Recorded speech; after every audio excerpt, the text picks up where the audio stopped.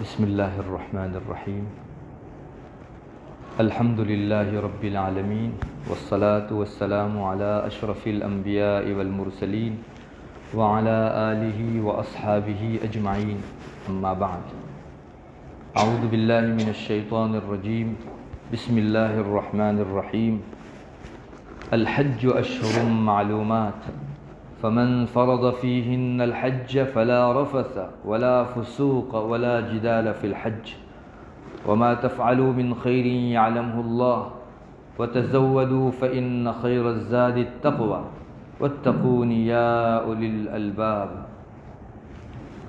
وقال تعالى وقالوا إن نتبع الهدى معك نتخطف من أرضنا اولم نمکن لهم حرما آمنا یجبى الیہ ثمرات کل شیء رزقا من لدنا ولكن اکثرهم لا يعلمون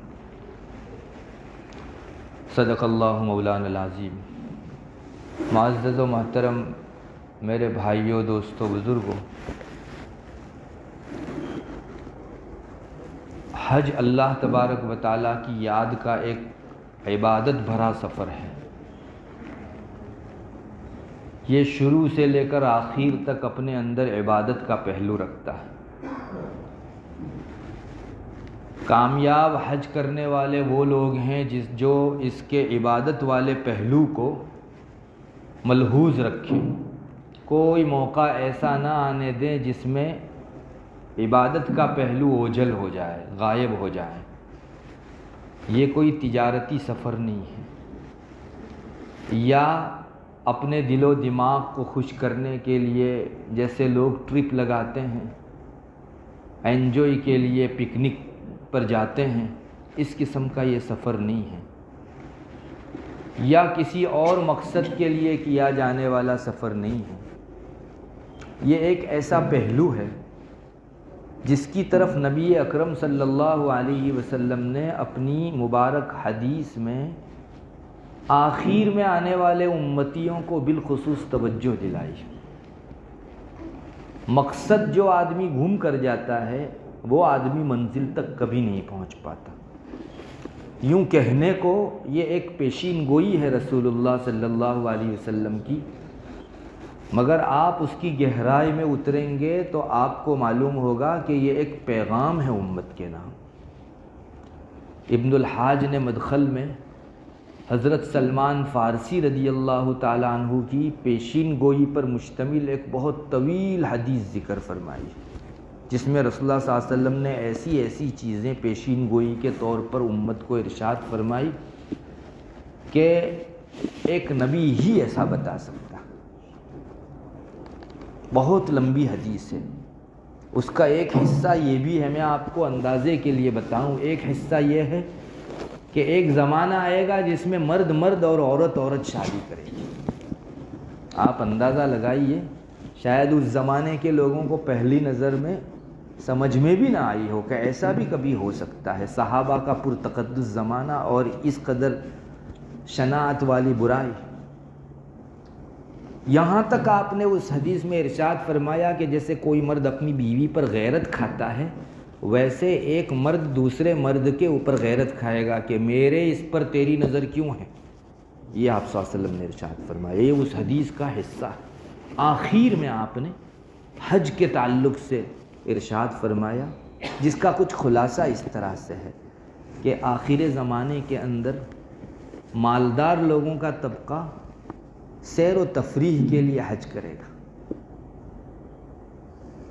متوسط طبقہ جو مدھیم ورگ ہے وہ لوگ تجارت کے لیے سفر کریں گے حج کا، اور جو نچلا یعنی غریبوں کا مسکین طبقہ ہے وہ مانگنے کے لیے حج کا سفر کرے گا۔ او کما قال علیہ الصلوۃ والسلام۔ رسول اللہ صلی اللہ علیہ وسلم صرف میں آپ سے پوچھتا ہوں، کیا آخر زمانے میں ایسا ہوگا اتنی حقیقت بیان کرنا چاہتے تھے یا اس میں امت کو کچھ سکھانا بھی چاہتے تھے؟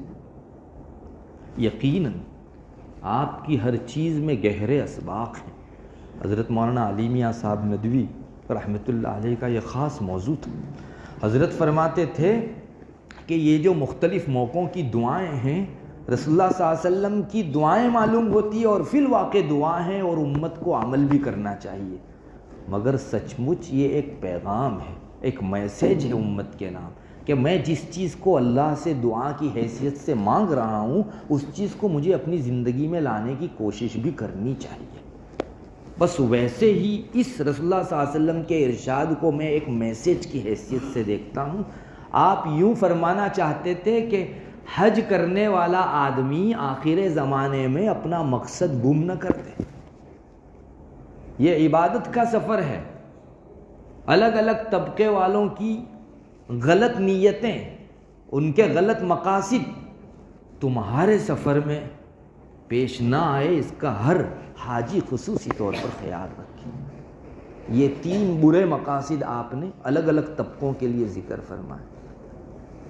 ہمارا سفر کا مقصد ہرگز سیر و تفریح، ٹرپ اور پکنک نہیں ہونا چاہیے کہ ہم وہاں جا کے سیر و تفریح کریں گے۔ اب مجھے بتائیے، رسول اللہ صلی اللہ علیہ وسلم کا ارشاد پتھر کی لکیر ہے کہ قیامت تب تک قائم نہیں ہوگی جب تک یہ چیزیں ظاہر نہیں ہو جائے گی۔ اللہ ہم کو ان لوگوں میں سے نہ بنائے جن کے بارے میں آپ نے اس ارشاد میں ڈرایا ہے کہ یہ لوگ برے مقصد سے ایک نیک سفر کیا کریں گے۔ سفر نیک ہے لیکن مقصد برا، نیت بری۔ میرے بھائیوں، مقصود بہت بڑی چیز ہے۔ ماشاءاللہ اس وقت پچھلے چند سالوں سے، خاص کر کے لاک ڈاؤن کے بعد سے آپ نوٹ کر لیجئے، عمرہ اور حج کے سفر کرنے والوں کی تعداد میں بے تحاشا اضافہ ہوا۔ جو لوگ عمرے کے لیے جاتے ہیں انہیں اندازہ ہے، اللہ تعالیٰ نے مجھے ابھی رمضان کے موقع سے توفیق بخشی تو میرے ذہن میں یہی تھا کہ بھائی رمضان کے بعد چونکہ حج کے ایام شروع ہوتے ہیں تو حرم اچھا خاصا خالی رہتا ہے، لیکن سچ کہتا ہوں آخر دن تک وفود کے وفود جاری رہے اور حرم بھرا کا بھرا رہا۔ یہ حرم کا شرف ہے۔ ہم لوگ جب حرم کا تذکرہ آتا ہے تو بولتے ہیں زادہم اللہ شرفا، اللہ ان کو شرف میں اور بڑھائے۔ 4 دانگ عالم سے اللہ تعالیٰ واردین کی تعداد اور بڑھائے۔ یہ حرم کا شرف ہے۔ ہمیں خوشی ہے اس بات کی کہ اللہ کے گھر کے لیے بار بار لوٹ کر آنے والے لوگ بہت ہیں۔ مثابۃ للناس قرآن کریم میں اس کو اسی لیے کہا گیا ہے کہ یہ ایک مرتبہ جا کر جی بھر جانے والا سفر نہیں ہے، انسان کی پیاس ڈبل ہو جاتی۔ تو مثابۃ للناس جہاں لوٹ کر لوگ آویں گے بار بار، ہمیں خوشی ہے۔ اگر ہمیں کم موقع ملا اس کا قلق ہم کو نہیں ہے۔ اللہ کے گھر کا شرف بڑھا، اللہ اور بڑھاوے اس کے شرف۔ میرے بھائیوں، ہمارا مقصد اس سفر کے اندر سوائے عبادت کے اور کچھ نہیں ہونا چاہیے۔ ساری ہی عبادتوں کے بارے میں بہت زیادہ چوکنا رہنے کی ضرورت ہے۔ ہمارے اسلاف کی نگاہ خاص طور پر اس پر رہا کرتی تھی کہ کوانٹیٹی بڑھے، ٹھیک ہے، مسجدوں کا اور اللہ کے شعائر کا شرف بڑھے، مگر کوالٹی کم نہ ہو۔ دیکھیے رسول اللہ صلی اللہ علیہ وسلم کی ایک پیشین گوئی پر مشتمل حدیث ہے جس میں آپ نے یہ ذکر فرمایا کہ علم اٹھا لیا جائے گا۔ ایک صحابی کہتے ہیں کہ مجھے یہاں تک معلوم ہے کہ سب سے پہلے علم کی جو خوبیاں اٹھے گی ان میں پہلی خوبی کون سی اٹھے گی؟ یہ بھی رسول اللہ صلی اللہ علیہ وسلم نے ارشاد فرمایا تھا۔ چنانچہ آپ نے فرمایا تھا کہ اللہ تعالیٰ سب سے پہلے دلوں کا خشوع اٹھا لیں گے۔ جو نماز میں دھیان لگتا ہے یہ دھیان اللہ تعالیٰ اٹھا لیں گے، دلوں کا جھکاؤ یہ ختم کر دیں گے۔ آپ نے یہاں تک فرمایا کہ پوری جامع مسجد میں ایک آدمی بھی تم کو دل کا خشوع کرنے والا نہیں ملے گا۔ کتنی رکعت ہوئی؟ سب 3 پڑھ کے چلے گئے، کسی کو معلوم ہی نہیں، دھیان ہی نہیں۔ اور یہ چیز ہونی آخر آپ نے کیوں عبادات کے تعلق سے خاص طور پر ان چیزوں کو پیشین گوئی کی حیثیت سے بیان فرمایا؟ آپ بتانا چاہتے تھے کہ جہاں آپ کی تعداد بڑھے، لوگوں کی پابندی اور مواظبت بڑھے، وہ دھیان دینے کی ضرورت ہے۔ تو آنے والے ہر آدمی کا مقصود متحد ہو اور ہمارا رب جو چاہتا ہے وہ نیت ہو، یہ بھی ہونا ضروری ہے۔ سہل تستری رحمۃ اللہ علیہ بہت بڑے بزرگ گزرے ہیں، ان کا واقعہ ہے، ملا علی قاری نے لکھا ہے مرقات میں، ایک مرتبہ جمعہ کی نماز میں جب انہوں نے سلام پھیرا تو پیچھے دیکھا، جامع مسجد میں جہاں تک نظر پڑے وہاں تک لوگوں کا ہجوم تھا، وہاں تک لوگوں کا ہجوم تھا۔ تو حضرت سہل تستری نے اس موقع پر ایک جملہ فرمایا، اہل لا الہ الا اللہ کثیرون واما المخلصون فقلیلون۔ لا الہ الا اللہ کے قائلین بہت ہیں، ارے ان میں کا ہر آدمی اللہ کی وحدانیت کا دم بھرتا ہے جبھی تو جا کر مسجد آیا، لیکن دلوں کا خلوص جو ایک کوالٹی کی چیز تھی اس کو رکھنے والے لوگ بہت کم۔ حضرت حسن بصری علیہ الرحمہ کا واقعہ بھی جو ہے ابن الحاج نے لکھا ہے اپنی مدخل میں، انہوں نے فرمایا حضرت حسن بصری علیہ الرحمہ ایک مرتبہ جمعہ کی نماز پڑھ کے فارغ ہوئے، لوگوں کے مجمع کو دیکھا اور ایک کونے میں جا کر زار و قطار رونے لگے۔ لوگوں نے پوچھا حضرت کیا بات ہے، کوئی گستاخی ہو گئی، آخر آپ کو نماز پڑھنے کے فوراً بعد رونا کیوں آ رہا؟ تو حضرت حسن بصری علیہ الرحمہ نے جواب میں فرمایا کہ کیوں نہ روؤں، رسول اللہ صلی اللہ علیہ وسلم کی کوئی سنت لوگوں کے بیچ نہیں دیکھ رہا ہوں، صرف دو چیز باقی رہ گئی ہے، ایک اذان رہ گئی ہے اور قبلہ رہ گیا ہے، اس کے علاوہ باقی سب لوگوں نے سنت چھوڑ دی۔ جبکہ یہ تو وہ زمانہ تھا جو رسول اللہ صلی اللہ علیہ وسلم سے لگا ہر ایک کی نگاہ اس پر رہتی تھی کہ کوالٹی عبادت کی بڑھنی چاہیے اور اس میں روح پڑنی چاہیے۔ بعض روایتوں میں یہ بھی ملتا ہے کہ تم 100 سواریاں اٹھاؤ گے ان میں سے ایک بھی قابل سواری نہیں ہوگی، 100 اونٹنی تم لوگ ایک کے بعد دوسری گزارو گے، تم سفر کر سکو، سواری کر سکو، ایک اونٹنی بھی کام کی نہیں ہوگی۔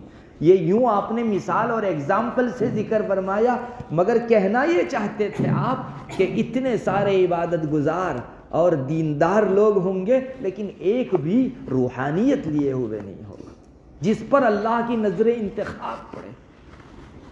میرے بھائیوں، مایوسی کی بھی کوئی وجہ نہیں، دستور ہے کہ جب ہم لوگ بنیے کے پاس گیہوں یا چاول خریدنے کے لیے جاتے ہیں، آج کل تو ابھی سب کیمرے سے صفائی ہو رہی ہے اس لیے وہ اندازے نہیں ہیں، اس زمانے میں ہوا کرتا تھا کہ ڈائریکٹ کھیتوں سے بوریوں میں بھر کے آیا کرتا تھا، تو اس میں کھیت کے مٹی کے بہت سارے ٹکڑے بھی آ جایا کرتے تھے۔ تو آپ 1 من گیہوں اگر خریدو گے تو بہت سارے مٹی کے ٹکڑے بھی ساتھ میں وزن کے اندر آ جائیں گے۔ آپ گیہوں کی قیمت جیسے چکائیں گے نا، ویسے مٹی کے کنکر کی بھی جو ہے آپ قیمت چکا کر آئیں گے۔ گیہوں کے ساتھ دنیا کا ایک آدمی اگر مٹی کے کنکر کو بھی گیہوں گن کر پیسہ دے کر آتا ہے تو اللہ تو کریم ہے۔ اگر چند لوگوں کے حج کی قبولیت کی بنیاد پر تمام لوگوں کا حج قبول کر لے، کون ہے اس سے پوچھنے والا؟ اور عموماً یہی ہوتا ہے۔ بہت سو کو مبشرات بھی خواب میں دکھائے گئے کہ بھائی وہ چیز تھی تو نہیں، مگر ان چند لوگوں کی وجہ سے ہم نے سب کا حج قبول کر لیا، اور ہمارے بڑوں کی تو نگاہ ہی یہ رہتی تھی۔ ابن الحاج کہتے ہیں کہ ہمارے بعض بزرگ جو تھے وہ باجماعت نماز کا خصوصی اہتمام کرتے تھے۔ ان سے پوچھا گیا کہ کبھی آپ جو ہے جماعت فوت نہیں کرتے؟ تو ان کا جواب سنیے، وہ کہتے تھے کہ ارے بھائی ہم گندے رہے، ہمارے اپنے حال سے ہم لوگ واقف ہیں، ان میں سے کوئی 1-2 بندے تو ہوں گے نا جن کی نماز اللہ اٹھائے گا، تو ان کی برکت سے ہماری نماز بھی اللہ اٹھا لے، قبول فرما لے۔ تو دستور یہی ہے دنیا کا بھی اور انشاءاللہ اس کریم رب کا بھی۔ مگر ہم کو ان لوگوں میں سے بننے کی کوشش کرنا چاہیے جن کو اللہ اصالتاً اٹھاتا ہے، پہلے پہل جن پر نگاہ پڑتی ہے رب تعالیٰ کی نگاہ، اللہ اکبر، اس سے بڑا شرف اس دنیا میں کوئی نہیں۔ میرے بھائیو، اس کا اہتمام کریں کہ میرا حج سفر عبادت سے ایک بال کے برابر بھی نہ ہٹے، از اول تا آخر عبادت عبادت عبادت ہی ہو۔ خاص اس کا اہتمام کرنے کی ضرورت ہے۔ مقصود اور ویژن آپ کا ایک ہی ہونا چاہیے، کوئی اور مقصد نہیں۔ ضمنی طور پر آپ کو کچھ خریدنے کی ضرورت پڑ گئی، کون نہ کہتا۔ میں نے ابھی جو آیت کریمہ تلاوت کی اس میں اللہ تبارک و تعالیٰ اس کے بعد یہی مضمون ذکر فرمانا چاہتے ہیں، لیس علیکم جناح ان تبتغوا فضلا من ربکم، وہاں جا کے تم لوگ تھوڑا بہت تجارت میں کچھ مال کما لو جس کو فضل رب کہا گیا، کوئی پرابلم نہیں ہے، ضمنی طور پر جو ہے آپ کر سکتے ہو، لیکن مقصود اور ویژن آپ کا یہی ہونا چاہیے کہ میں جو ہے عبادت کے لیے جا رہا ہوں اور سوائے عبادت کے کچھ نہیں کروں گا۔ عزم کیجئے، سب سے پہلا قدم یہی ہے، اور آج اسی پر بہت محنت کی ضرورت ہے۔ میرے بھائیوں، ماحول ایسا بن رہا ہے وہاں کا آس پاس کا کہ رسول اللہ صلی اللہ علیہ وسلم کی یہ پیشین گوئی، ایسا معلوم ہوتا ہے کہ سچ بنانے کے لیے اللہ تعالیٰ کی طرف سے تکوینی تختے جمائے جا رہے ہیں۔ چنانچہ پکنک کے لیے، انجوائے کے لیے، فن کے لیے حرم کے تھوڑا دور ہی صحیح تھوڑے اس طرح کے اسباب جمع ہو رہے ہیں۔ جن لوگوں کو طائف وغیرہ جانے کا اتفاق ہو وہ راستے میں دیکھیں، جیسے ایک پکنک پوائنٹ ہو، اس طرح کی جگہیں بنائی جا رہی ہے۔ ابھی تو نہیں، اللہ نہ کرے ہمارے حصے میں وہ نہ آئے، اللہ ہم کو ان میں سے نہ بنائے، لوگ مستقل وہاں ایسے ہی فن کے لیے نہ جانے لگیں جیسے دیگر ممالک کے اندر فقط اور فقط انجوائے اور فن کے لیے جاتے ہیں۔ حج ضمنی، میرے بھائیوں، اللہ بچائے اس چیز سے۔ اور جب بعض احوال سنتے ہیں تو اس سے تو اور ڈر لگتا ہے۔ مجھے کسی ساتھی نے سنایا ابھی تو عمرے کے ایسے پیکیج نکلنے لگے ہیں، 15 دن کا عمرہ، 8 روز مکہ اور مدینہ دونوں، اور باقی 8 روز دبئی واپسی میں، ایک ہی سفر کے اندر آپ کو جو ہے دبئی کی ٹرپ بھی لگوا دیں گے۔ تو جو کچھ یہاں کمایا دبئی میں سب دھو ڈال۔ آپ کو کوئی منع نہیں کرتا، جانا ہے تو مستقل سفر کر کے الگ سے جاؤ، لیکن کم سے کم اس عبادت کو تو ملوث ہونے سے بچاؤ، اس سفر کو تو ملوث ہونے سے بچاؤ۔ یہ سب احوال تیار ہو رہے ہیں، ہمیں چاہیے کہ اس کی خوب محنت کریں کہ عبادت کے علاوہ کسی اور چیز کا ہمارا یہ سفر نہ ہو۔ آپ جتنے درجے کا عزم کریں گے نا، اتنا درجہ اللہ کی نصرت اترے گی۔ میں تو جن لوگوں نے سفر حج کا عزم کیا ہے ان کی خدمت میں درخواست کروں گا کہ جانے سے پہلے چند روز قبل 2 رکعت مستقل صلاۃ الحاجت پڑھ کے اللہ سے مانگنا شروع کر دیجئے کہ اللہ، لوگ جاتے ہیں، تیرے نبی نے کہا ہے سچ ہونا ہے کہ دوسری اغراض کے لیے اور مقاصد کے لیے بھی سفر ہوں گے، مجھے کم سے کم صرف عبادت کے لیے قبول فرما، اور ساتھ ساتھ میں میرے بھائیوں کو بھی صرف عبادت کے لیے جانے کی توفیق دے۔ اللہ کے تکوینی فیصلے ہیں، وہ جس پر پورے اتریں گے، لیکن میں اپنے رب سے مایوس کیوں؟ اور جو مانگتا ہے وہ پاتا ہے، طے ہے۔ خوب نصرت اترتی ہے اللہ تبارک و تعالیٰ کی ایسے موقعوں کے اوپر۔ ضرورت اس بات کی ہے کہ ہم لوگ خاص طور پر وہاں عبادت کے لیے آئے ہوئے ہیں، یہ ہر وقت دل و دماغ میں تر و تازہ رکھیں۔ آپ ہوٹل میں سونے کے لیے جا رہے ہوں تب بھی آپ کے ذہن میں یہ ہونا چاہیے کہ میرا یہ سفر عبادت کے لیے ہے، یہ بدنی ضرورت کے خاطر تھوڑا بہت میں ہوٹل میں سو لیتا ہوں، ورنہ میرا مقام حرم۔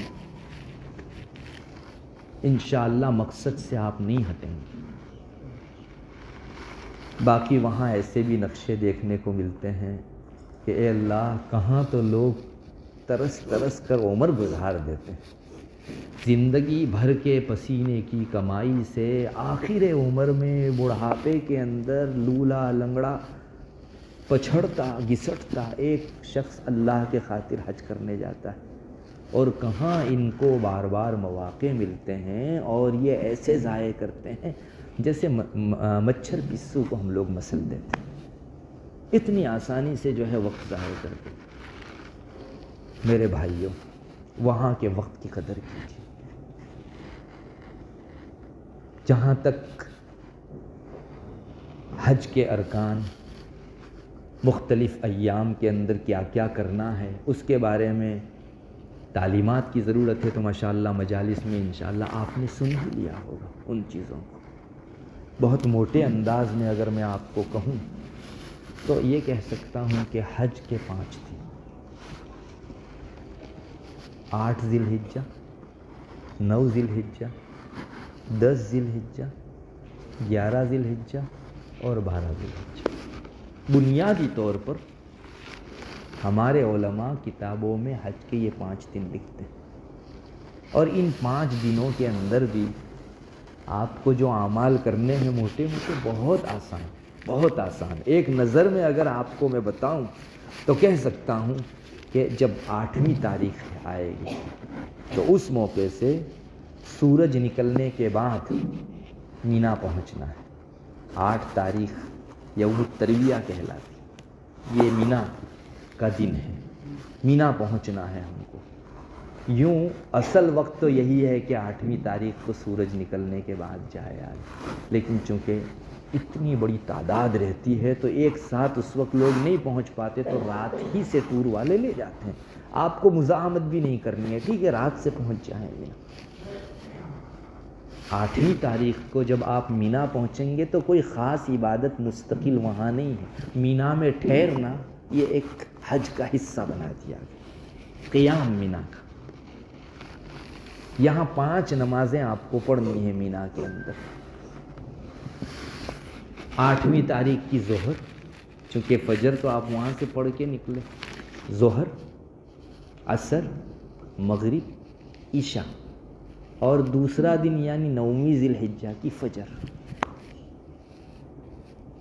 یہ وہاں مینا میں آپ کو پڑھنی ہے۔ 5 نمازیں، یوں کہنے کو 5 نماز، لیکن اس کے بیچ کا جو وقت ہے وہ بڑا اہم ہے، چونکہ اللہ تعالیٰ نے آپ کی چوائس پر رکھا، آپ اس میں جو کرنا چاہو کرو۔ تو بہت سے لوگ اس وقت کو صحیح ٹھکانے نہیں لگا سکتے، اور بجائے عبادت میں، ذکر و اذکار میں، استغفار و درود شریف میں لگانے کے آپسی گفتگو میں، موبائل بینی میں، سونے میں، ادھر ادھر ٹہلنے میں اوقات ضائع کرتے ہیں۔ میرے بھائیوں، یہ سب بعد میں کرو، 5 روز تو ہے، صرف 5 دن، مر مٹو 5 روز، آپ کا کوئی وقت ضائع نہ جائے۔ اللہ کے ذکر میں ہر دم اپنی زبان کو تر و تازہ رکھو۔ نماز پڑھی اس کے بعد جو ہے فوراً لگ جاؤ اللہ کے ذکر میں، نماز خود اللہ کا ذکر ہے۔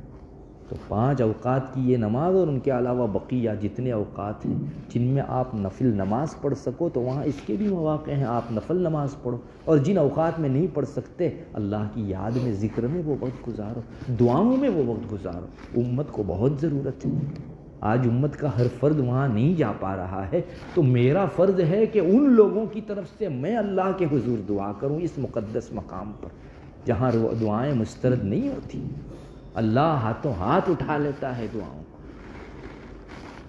یہ خاص جو ہے ہم کو اہتمام کرنا ہے، اور تہجد کے لیے اٹھیے، چاہیں تو رات کو جلدی سو جائیے، تہجد کے اپنے برکات ہیں، اس لیے یہ 9ویں تاریخ کو آپ صبح جلدی اٹھ جائیے اور اللہ کے حضور اس موقع کے اوپر خوب رو دھو کر دعا کیجیے۔ ہمارا رب یوں ہر سال کے ہر دن یہ کہتا ہے، الا من مستغفر فاغفر له، الا من مسترزق فارزق له، الا کذا الا کذا حتی تطلع الشمس حتی تطلع الفجر۔ اللہ کہتا ہے کوئی تم میں سے مجھ سے بخشش مانگنے والا میں دوں، کوئی روزی مانگنے والا میں دوں۔ آپ تجارت میں کماتے تو کتنا کماتے؟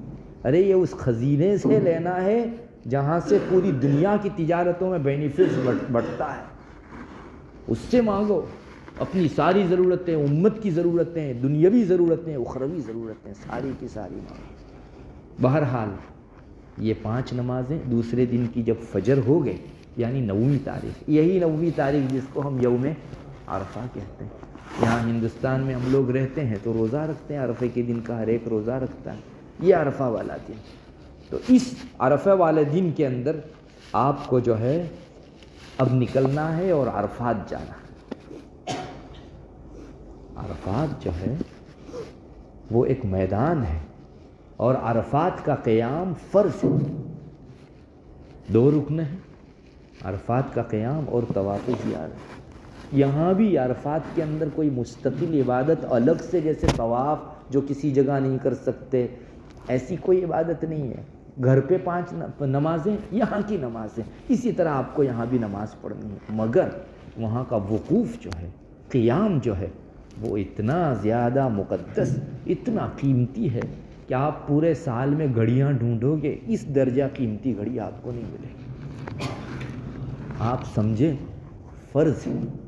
ابھی ہم نے جو ہے نماز پڑھی مغرب کی، 3 رکعت فرض میں بھی ہمارا کچھ وقت گیا اور بعد میں 2 رکعت سنت پڑھی اس میں بھی کچھ وقت گیا اور اس کے بعد 2 رکعت نفل پڑھی اس میں بھی کچھ وقت گیا. کیا تینوں وقت برابر ہیں؟ فرض میں آپ کا جو وقت گیا ایک ایک گھڑی آپ کی فرض گزر رہی تھی.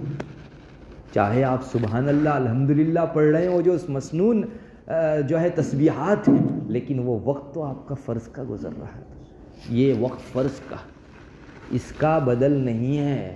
عرفات میں جو گھڑیاں ہیں اس کا کوئی بدل نہیں ہے. زوال سے لے کر آپ کو آفتاب غروب ہو جائے، مغرب کا وقت ہو جائے، وہاں تک عرفات میں ٹھہرنا ہے. میرے بھائیوں، میں واپس کہوں گا اتنی قیمتی گھڑیاں ہیں کہ آپ نہیں پا سکتے. اس جگہ جو دعا مانگی جاتی ہے قبول ہوتی ہے. رسول اللہ صلی اللہ علیہ وسلم نے امت کے لیے مانگا اور بہت مانگا. اے اللہ صغیرہ کے ساتھ کبیرہ بھی معاف کر دیں میری امت کی. قبول اللہ تعالیٰ کی طرف سے. اے اللہ تیرے چھوٹے بڑے گناہوں کے حقوق تو تو نے معاف کر دیے، میرے امتی آپس میں ایک دوسرے کے حقوق بھی ماریں گے، اللہ بخش دے. ایک رسول اتنا کریم ہے اپنے امتیوں کے تئیں کہ شاید کسی اور کی ہمت نہ ہو کہ اللہ آپسی حقوق، حالانکہ دستور ہے آپسی حقوق جب تک ایک دوسرے کو چکاؤ گے نہیں، مگر رسول کی حرص اتنی اپنے، صحیح کہا حریص علیکم بالمؤمنین رؤوف، بہت حریص ہے. تم کو کوئی تکلیف پہنچتی ہے، کانٹا چبھتا ہے، رسول کو بہت لگتا ہے. لقد جاءکم رسول من انفسکم عزیز علیہ ما عنتم، بہت دشوار ہے اس پر تم کو کانٹا چبھے تو بھی. اتنا کریم. اس کے مقابل دشمنان اسلام ہیں، ان کی جن کو ہم اپنا سمجھتے ہیں اور ان کے خاطر نبی کی سنتوں کو ذبح کرتے ہیں، ان کے بارے میں قرآن کہتا ہے ودوا ما عنتم، تم تکلیف میں پڑو نا، یہ ان کے جی کی چاہت ہے. کہاں رسول کا ضمیر کہ تم کو کانٹا چبھے تو رسول کو تکلیف ہو، اور کہاں وہ دشمنان اسلام جن کی فیشنیں ہم اپنے اوپر اپنا کر رسول کو ناراض کرتے ہیں. قرآن ان کے ضمیر کو کھول کے رکھ دیتا ہے ودوا ما عنتم، ان کی چاہت ہے کہ تم پریشانیوں میں گر جاؤ. بہت خوش ہوتے ہیں، جشن مناتے ہیں کہ آج مسلمانوں پر کلفت آئی، تکلیف آئی. اپنے اور پرایوں کے درمیان میں تفاوت کی ضرورت ہے، فرق کرنے کی ضرورت ہے میرے بھائیوں. بہرحال یہ وقوف عرفہ بہت اہم ترین. رسول اللہ صلی اللہ علیہ وسلم کی طرف سے اللہ کو کہا گیا اللہ آپسی حقوق بھی معاف فرما دیجئے، جواب نہیں آئے. بعد میں آپ ابھی عرفے ہی میں تھے اور آپ کے چہرے انور کے اوپر خوشی طاری ہو گئی. صحابہ نے پوچھا حضرت یہ تو کوئی موقع آپ کے ہنسنے کا نہیں تھا، اچانک آپ ہنس رہے ہیں. میرے رب نے یہ دعا بھی قبول کر یہ دعا بھی قبول ہو گئی. آپ سمجھ سکتے ہیں مستجاب گھڑیوں کی اہمیت کو. اگر مجھے معلوم ہو جائے کہ میری بستی کے اندر ایک اللہ والا ایسا آیا ہے جس کی کوئی دعا مسترد نہیں ہوتی، تو محلے کا کوئی فرد رہے گا کہ جو اپنی ضرورت کے لیے اس کے پاس نہ جائے. آج اللہ آپ کو اس درجہ مستجاب بنا رہا ہے. یہاں قدر کر لیجئے اس وقت. اور میرے بھائیوں، ہمارے ان مظلوم بھائیوں کے لیے کبھی بھولنا مت ضرور دعا کیجیے، کوئی پرسان حال نہیں ہے ان کا۔ آج پوری دنیا اصحاب اخدود کی طرح انہیں پیٹ رہی ہے اور پوری دنیا تماشا دیکھ رہی ہے۔ وَهُمْ عَلَىٰ مَا يَفْعَلُونَ بِالْمُؤْمِنِينَ شُهُودٌ، ان کا جرم فقط اتنا ہے کہ وہ اللہ کے نام لیوا ہیں۔ وَمَا نَقَمُوا مِنْهُمْ إِلَّا أَن يُؤْمِنُوا بِاللَّهِ الْعَزِيزِ الْحَمِيدِ۔ ہمارے فلسطینی بھائی بہنوں کے لیے کم سے کم عرفات میں ایک مرتبہ تو دعا ضرور کرنا ہم پر حق ہے ان کا۔ اور پوری دنیا میں پھیلے ہوئے جس قدر مظلومین ہیں، سارے ہی مسلمانوں کے لیے ہم لوگ دعا کر کے آئیں۔ ارے اس مستجاب گھڑی میں اپنی دسیوں ضرورت رکھوں تو میرے اس بھائی کا کون جو نہیں آ پایا ہے۔ شہیدوں کے لیے دعا کیجیے، اللہ تعالیٰ ان کی شہادت کے خون کی برکت سے ہم کو رضامندی دے دے، ہم سے جو ناراضگی ہو گئی ہے اس کو ختم فرما دے۔ میرے بھائیو، کچھ نہیں ہے ہمارے پاس پیش کرنے کے لیے اللہ کے پاس، یہ ایک خون ہے ان کا۔ ضرورت ہے ان کے لیے دعا مانگو، اپنی دنیاوی ضرورتیں مانگو، اخروی ضرورت مانگو۔ یہاں رک کر ایک بات یہ بھی کہوں گا کہ عام طور پر دنیا کی ضرورتوں کی فہرست شیطان سامنے لاتا ہے اور اخروی ضرورت غائب کر دی جاتی ہے۔ دنیا میں تو ضرورت کھڑی اور اس وقت میں نے مانگ لی، دوسری ضرورت آئی میں نے مانگ لی، مگر آخرت کے ان مرحلوں کے لیے تو کوئی یاد دلانے والا مذکر ہے نہیں، تو ان کے لیے آخر کون سا وقت آئے گا جو آپ دعائیں مانگیں گے؟ ارے اپنی قبر کے لیے، اپنی موت کے لیے، حشر کے لیے، برزخ کے لیے، پل صراط کے لیے، حساب کے لیے، میزان کے لیے، سارے موقعوں کے لیے آج ہی مانگ لیجئے۔ اپنی زندگی کے اندر خصوصی طور پر اپنی آخرت کی ضرورت ضرور مانگیے۔ اللہ نے اس کو مذمت کی نگاہ سے دیکھا ہے جو صرف دنیا مانگ کے بیٹھ جاتے ہیں۔ وَمِنَ النَّاسِ مَن يَقُولُ رَبَّنَا آتِنَا فِي الدُّنْيَا حَسَنَةً وَمَا لَهُ فِي الْآخِرَةِ مِنْ خَلَاقٍ، جو صرف دنیا میں بھلائی مانگتے ہیں، اللہ فرماتا ہے جاؤ دنیا دے دی جائے گی، آخرت میں کوئی حصہ نہیں تمہارا۔ ان لوگوں کی تعریف کی جو دنیا بھی مانگتے ہیں اور آخرت بھی مانگتے ہیں۔ وَمِنْهُمْ مَن يَقُولُ رَبَّنَا آتِنَا فِي الدُّنْيَا حَسَنَةً وَفِي الْآخِرَةِ حَسَنَةً وَقِنَا عَذَابَ النَّارِ أُولَٰئِكَ لَهُمْ نَصِيبٌ مِّمَّا كَسَبُوا وَاللَّهُ سَرِيعُ الْحِسَابِ۔ اللہ دے گا ان کو۔ یہاں ایک دھوکہ یہ بھی شیطان دلواوے گا آپ کو کہ ارے کیا دنیا کی ضرورتیں مانگتا ہے، آخرت مانگ۔ ارے بھائی میرا رب کے علاوہ کوئی ہے ہی نہیں، تو اپنی دنیا بھی میں اس سے مانگوں، نمک ختم ہو جائے گا، تسمہ ٹوٹ جائے گا، اس سے مانگوں گا۔ مانگو، کیوں نہیں مانگتے ہو؟ وہ ہمارا جو ہے حاجت روا، مشکل کشا ہے، تو میں اسی سے مانگوں گا۔ دنیا بھی مانگو، آخرت بھی مانگو، اپنے لیے بھی مانگو، سب کے لیے بھی مانگو، بہت ضرورت ہے۔ بہرحال یہ عرفات کا قیام بہت اہم ترین ہے۔ یہاں آپ ظہر پڑھ لی، عصر پڑھ لی، چونکہ زوال کے بعد شروع ہوتا ہے، مغرب کی نماز کا وقت ہو جانے کے باوجود بھی آپ پڑھیے۔ یہاں سے ایک اور جگہ جانا ہے، مزدلفہ۔ یہ 9 تاریخ چل رہی ہے، کل کو عید ہے یہاں والوں کی، وہاں تو رات کو مغرب کے موقع سے بغیر نماز پڑھے مزدلفہ چل دینا۔ وہاں عشاء کے وقت میں پہنچتے پہنچتے دیر ہو جائے گی، عشاء کے وقت میں آپ کو مغرب بھی پڑھنی ہے اور عشاء بھی پڑھنی ہے۔ اللہ کی قدرت تو دیکھیے، یوں عام حالات میں اگر آپ کی نماز وقت سے قضا ہو جائے تو گناہ کبیرہ۔ اللہ کہتا ہے میں متصرف کل ہوں، میرے کہنے سے آج قضا کر، وہ قضا نہیں ہوگی، اللہ نے وقت طے کیا ہے، آج عشاء کے وقت میں پڑھو۔ ایک انسان یوزٹو ہو جاتا ہے تو اس کی جی کی چاہت ہوتی ہے کہ نہیں مغرب کے وقت سے میں مؤخر کیسے کروں۔ ارے اپنے جذبات ذبح کرنا بھی سیکھو، میرا رب کہے گا تو قضا کے اندر مجھے مزہ آنا چاہیے۔ ہر جگہ ایسا کیا ہے باری تعالیٰ نے، ہر موڑ کے اوپر، ہر میدان کے اندر، تاکہ انسان ایک چیز کا یوزٹو نہ ہو جائے اور اللہ تبارک و تعالیٰ کے مقابل اپنے اشتیاق کو، شوق کو پہلے نمبر پر نہ رکھنے۔ بہرحال مغرب اور عشاء آپ نے وہاں پڑھی۔ یہ مزدلفہ کا قیام بھی ایک مستقل، وہاں بھی کوئی مستقل عبادت نہیں، آپ ذکر و اذکار، اللہ کی یاد، سب چیزوں کے اندر وقت گزار۔ دیکھو وقوف، ٹھہرنا، قیام اللہ کے خاطر، اس کو عبادت سمجھا جا رہا ہے. کوئی کسی کے لیے ٹھہرتا ہے، آج ہم اپنے رب کے لیے ٹھہر رہے ہیں. اور میرے بھائیوں، مینا کا ٹھہرنا، عرفات کا ٹھہرنا اور مزدلفہ کا ٹھہرنا، یوں کہنے کو ٹھہرنا ٹھہرنا ہے، لیکن ہر پھول اپنی الگ رنگت رکھتا ہے. ویسے ہر جگہ کے ٹھہرنے کا رنگ اور مزہ الگ ہے. مزدلفہ کے برکات اپنے ہیں، عرفات فرض ہونے کی حیثیت سے اپنا مقام رکھتا ہے، یہاں کے ٹھہرنے کی نوعیت ہی جدا. اور مینا میں جو سنت قیام آپ کا تھا اس کی ایک حیثیت جدا، عرفات کے فرض کی حیثیت جدا، مزدلفہ کے واجب قیام کی حیثیت جدا. سب کی رنگت الگ الگ ہے. آپ ہرگز یہ نہ سمجھیے کہ وہاں بہت دعا کر کے آئے ہیں اس لیے اب یہاں جو ہے لیٹ جاتے ہیں. یہاں کے مزے لوٹیے. اور ایک بات کتابوں میں بھی خصوصی طور پر لکھی ہے کہ عام طور پر چونکہ آپ صبح سے چلے تھے عرفات میں پورے بیداری کے ساتھ رہے، وہاں سے مزدلفہ آئے، تھک کے انسان لگ بھگ چور ہو جاتا ہے، اس لیے بہت تھک لگتی ہے. اور اکثر و بیشتر مزدلفہ کے برکات لوٹنے کے قابل انسان نہیں رہتا. ارے اب لیٹوں تب لیٹوں، خاص کر کے جب ایک ماحول بنتا ہے کہ سب لوگ لیٹے ہوئے ہیں تو مجھے بیٹھ کے عبادت کرنا ایک الگ بہت بھاری پڑتا ہے، ڈبل مجاہدہ. لیکن علماء نے لکھا ہے کہ ارے بھائی زیادہ نہیں ہے، 2 روز ہے 3 روز ہے بس، باقی اس کو جو ہے ضائع مت کرو.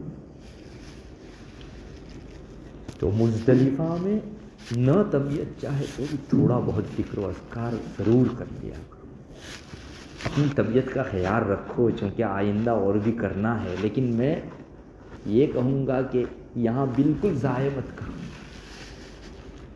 طبیعت بالکل ساتھ نہیں دیتی، اچاٹ ہو جاتی ہے نا عبادت میں، تو تھوڑا لیٹ. ان لجسدک علیک حق، لیکن لیٹے ہی رہو یہ نہیں ہونا چاہیے. مت ضائع کرو ان گھڑیوں کو، یہاں بھی مانگو. اور علماء نے لکھا ہے کہ اگر کوئی آدمی تھوڑا وقت عبادت تھوڑا وقت سونا چاہتا ہے تو پہلے وقت میں سو جائے، صبح تہجد کے وقت میں پھر بیدار ہو کے قیمتی گھڑی مقدس مقام اس لیے جو ہے اب دعاؤں میں گزار. فجر کی نماز دوسرے دن کی، اب 9ویں تاریخ تو پوری ہو گئی، جس میں مغرب عشاء آپ نے آخر میں یہاں مزدلفہ میں پڑھ لی. دوسرے دن جو 10ویں تاریخ ہے یہ عید، 10ویں تاریخ عید کا دن. فجر کی نماز فجر کا وقت ہو جانے کے فوراً بعد اندھیری ہی میں پڑھ لیجیے. اس کے بعد کا جو قیام ہے وہ اصل وقوف مزدلفہ ہے. یہ ٹھہرنا ہے، بہت زیادہ لمبا وقت نہیں ہے، لیکن یہ جو وقت ہے وہ کریم ہے مزدلفہ کا. اس وقت میں آپ ذکر و اذکار، رب تعالیٰ سے دعا اور پوری امت کے لیے خوب مانگیے. رات کو چاہے تو ریسٹ لے لیجئے، ریلیکس ہو جائیے اور اس وقت کے لیے تیار رہیے. یہ 10ویں تاریخ کو آپ کی صبح ہوگی. یہاں سے اب آپ کو چلنا ہے واپس مینا. مینا میں آج کے دن ایک الگ نوعیت کی عبادت جو اور جگہوں کے اوپر نہیں ہوتی، اور وہ ہے شیطان کو کنکر مارنا. آج صرف ایک ہی شیطان کو کنکر مارنا ہے، بڑے شیطان کو. وہاں بورڈ لگائے ہوئے ہیں، 3 شیطان الگ الگ ہیں، چھوٹا، درمیانہ اور بڑا شیطان. تو صرف ایک شیطان کو 7 کنکر مارنا ہے. یہ بھی اہم ترین چیز ہے. در حقیقت یہ کنکر جو مروائے جا رہے ہیں نا، آپ کے دل میں یہ جذبہ پیدا کیا جا رہا ہے کہ اللہ میں ہیٹ کرتا ہوں شیطان کو، میں اگنور کرتا ہوں. کل تک مان کر آیا، آج کے بعد نہیں مانوں گا اس کی، اور تیری ہی مانوں گا. یہ جذبات دل میں ہونے چاہیے. عبادت کی ظاہری حیت بھی بذات خود مطلوب ہے. ایسا نہیں ہے کہ یہ ایک فارمیلٹی ہے، فقط خانہ پوری ہے کنکر مارنا. میرے رب نے جسے عبادت قرار دیا کیا کہنے اس کے، لیکن اس کے ساتھ روحانیت بھی پیدا ہونی چاہیے. دل کے اندر یہ جذبہ ہونا چاہیے، اللہ تو نے کھلایا اور مانا شیطان کا میں نے آج تک، آج کے بعد نہیں مانوں گا. یہ ایک عبادت ہوئی کنکر مارنے کی. کنکر مار کر آپ فارغ ہو جائیں گے. اس کے بعد آپ کو قربانی کرنی. اب یہ بھی سمجھ لیجئے کہ حج کی 3 قسمیں. ایک تو یہاں سے کوئی آدمی فقط اور فقط حج کی نیت کرے، اس کو افراد کہا جاتا ہے. ایک آدمی یہاں سے جاتے وقت نیت کرتا ہے کہ میں جا کر عمرہ کروں گا، صرف عمرہ. پھر وہاں عمرہ کر لیا، اپنے احرام سے کھل کر حج کے ایام کا انتظار کرتا ہے. جو ہی حج کے ایام آئے واپس حج کا احرام وہیں سے باندھ لیتا ہے اور اب حج میں چلتا ہے. اس نے پہلے عمرہ اور پھر حج کے ایام آنے پر حج. تو 2 عبادتیں جمع کی. اس طرح 2 عبادت جمع کرنے کو تمتع کہا جاتا. اور تیسرا، یہاں سے چلا اسی وقت سے اللہ حج کا بھی عمرے کا بھی احرام اور حج کا بھی احرام بیک وقت دونوں ایک ساتھ باندھتا، ملا کر دونوں چیزوں کو ایک ساتھ کرتا ہے. تو یہ آدمی وہاں جا کے عمرہ کر کے احرام نہیں نکالے، احرام ہی میں رہے گا، چونکہ اس نے 2 کی نیت کی تھی. ایک کام ہوا، دوسرا باقی ہے حج. تو حج پورا کر کے ہی پھر وہ احرام اتارے. اس کو قران کہا جاتا ہے. تو یہ تمتع اور قران جو ہے یہ 2، اس میں وہاں ایک قربانی ذبح کرنی رہتی ہے جو حج کی قربانی کہی جاتی ہے. تو آج 10ویں تاریخ تھی، آپ نے سب سے پہلے کون سا کام کر لیا وہاں؟ رمی، پتھر مارنا، کنکر مارنا.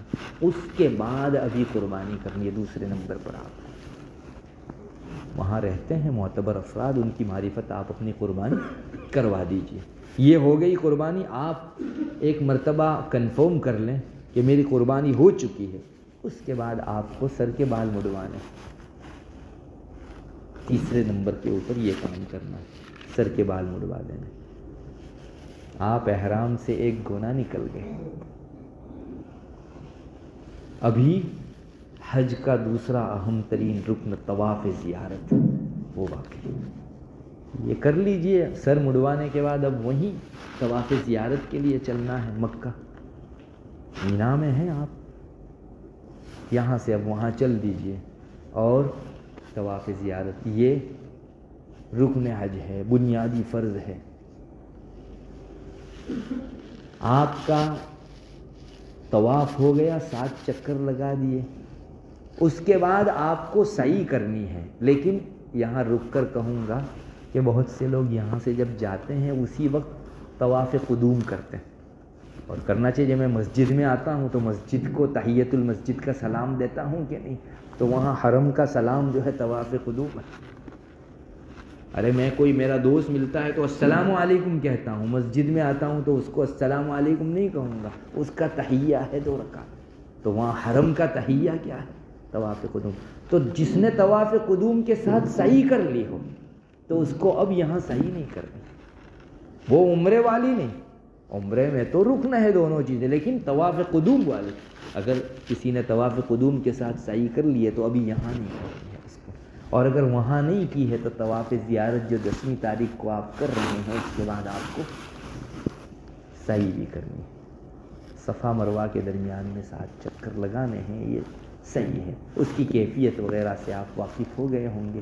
اور جس کے بعد سعی ہو اس میں رمل بھی کرنا ہے اور اپنے بغل کے نیچے سے چادر نکالنا جس کو اجتباء کہا جاتا ہے وہ بھی کرنا ہے. آسان ہے، کوئی مشکل نہیں.